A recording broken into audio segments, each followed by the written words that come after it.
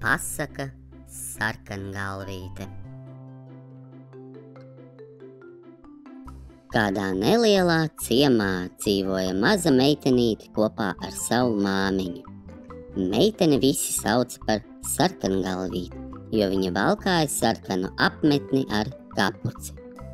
Kādu dienu meitene devās apraudzīt savu vecmāmiņu, kas bija sasirgusi. Vecmāmiņa dzīvoja otrpus mežam. Māte bija izcepusi plāceņus un pīrādziņus un lūdza, lai Sarkangalvīte aiznestos vecmāmiņai. Pirms meitenīte devās ceļā, māte viņu brīdināja, lai uzmanās no vilka, jo tas ir ļoti viltīgs zvērs.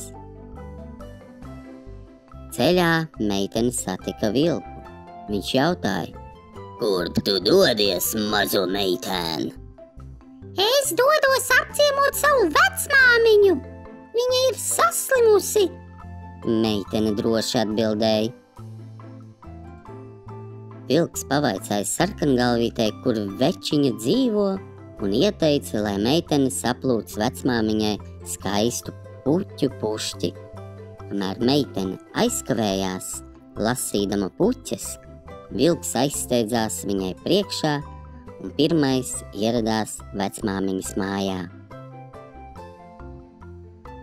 Vecā sieviņa, domādama, ka atnākusi mazmeita, aicināja ciemiņu iekšā, bet, sapratusi, ka tas ir vilks, ieskrēja otrā istabā. Vilks gribēja mesties vecmāmiņai virsū, lai to aprītu, bet par laimi vecmāmiņa paspēja aizslēgt durvis un paslēpties skapī. Tieši laikā vilks nolēma gaidīt Sarkangalvīti.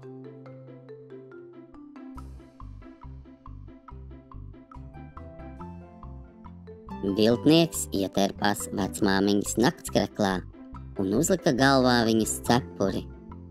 Viņš apgulās gultā, atstāja durvis vaļā un gaidīja meiteni.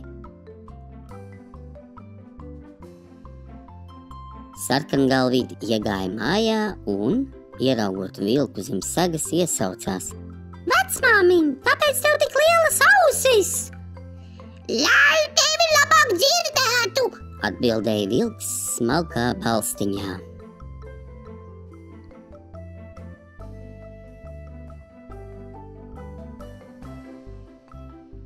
Taču attapīgā meitene bija pamanījusi ko savādu un iesaucās: Vai, vecmāmiņ, kāda tev liela mute?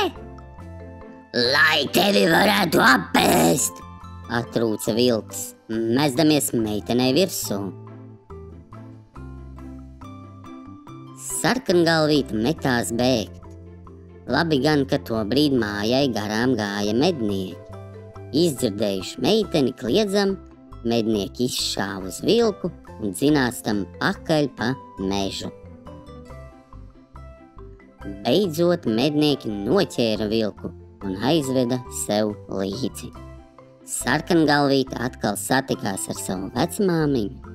Viņas nu varēja dzīvot bez raizēm, jo viltīgais zvērs bija prom, un meitene tagad saprata, ka nekad nevajag uzticēties svešiniekiem.